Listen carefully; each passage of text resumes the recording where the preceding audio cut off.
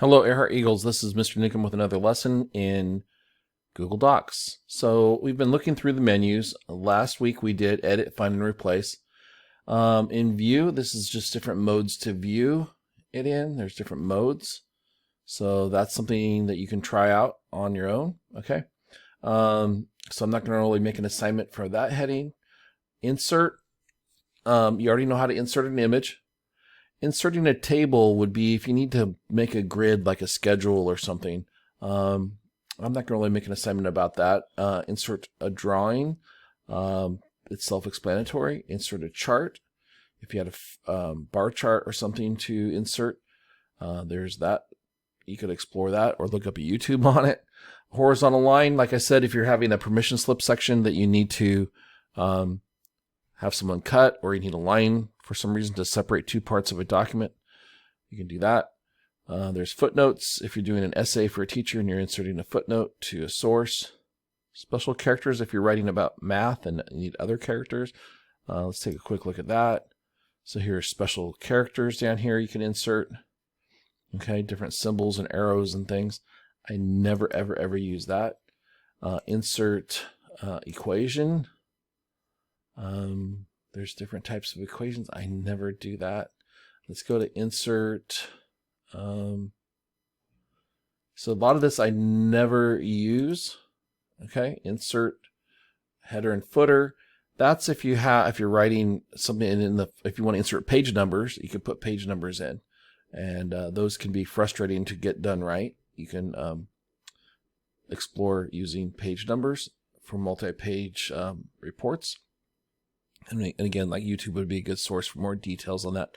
Headers and footers. I don't ever really use those. They tend to be frustrating for me. You can insert a link to a whole nother website.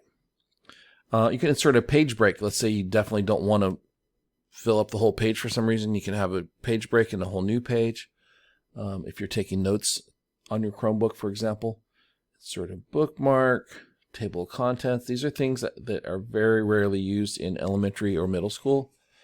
But in format, you can format the text to be bold, underlined, superscript or subscript. Again, those are things, superscript and subscript don't get used much. Paragraph styles, these are just different styles. We left align mostly, or center a thing like a poem. We don't really use right or justified very often. Line spacing, we covered that. If you want a double space, it's also found here. Columns, if you're making a newspaper, like a class newspaper, you can use 2 columns like that. Bullets, we already covered that up in the regular menu. Headers and footers, okay. And then tools. So in tools, you could count the words of your essay. So if your teacher said write a 300-word essay, you can Control Shift C to count your words. And I think we're going to try voice typing. So I'm going to click it, and I'm going to see right now, click to speak.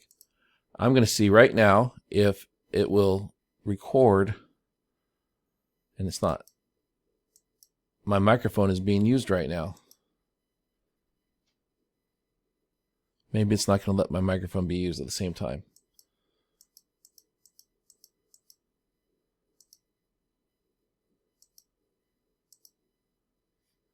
So I want you guys to try recording. It's not working for me. If you guys can get voice typing tools, check microphone.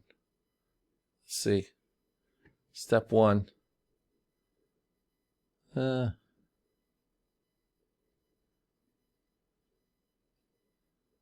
So that's too much. All right. So I want you guys to try voice typing, and hopefully you have more success.